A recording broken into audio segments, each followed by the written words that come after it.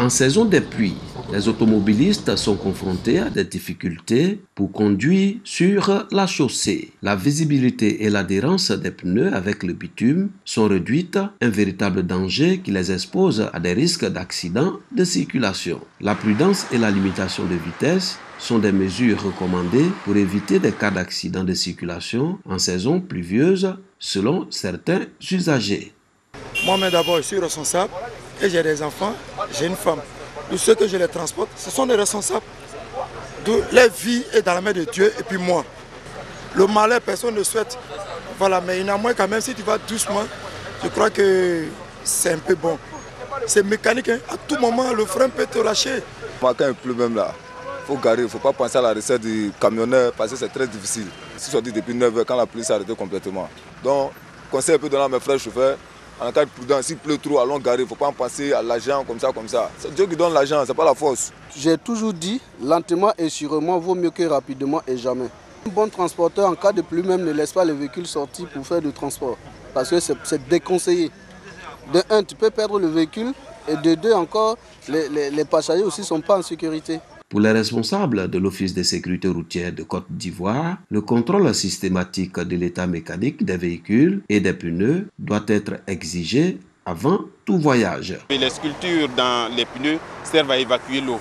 Donc vous imaginez un peu si les pneus sont usés, voilà, les profondeurs de ces rainures-là sont réduites et vous n'arrivez pas à évacuer suffisamment d'eau. Et là vous êtes soumis à l'aquaplanage, vous pouvez faire des sorties de route. Avant de sortir, il faut vérifier l'état des essuie-glaces.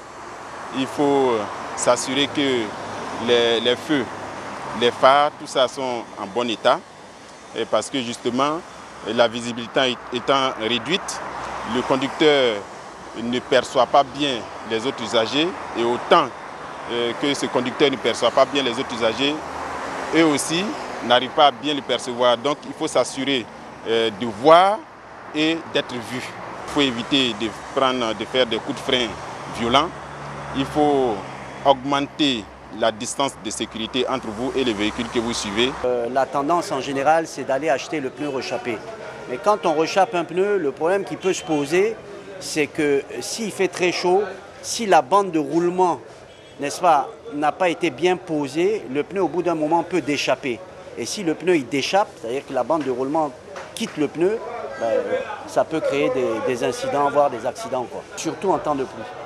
Il y a des pneus à tous les prix que d'aller sur des pneus, disons, rechappés et des pneus d'occasion qui ne tiendront pas longtemps. En Côte d'Ivoire, plus de 6000 cas d'accidents de circulation sont enregistrés chaque année. 90% des cas sont liés aux facteurs humains et au non-respect du code de la route. En cette période de pluie, la vitesse recommandée sur les routes bitumées est de 60 km/h. Une mesure pour préserver des vies humaines en évitant des accidents de circulation liés à l'excès de vitesse.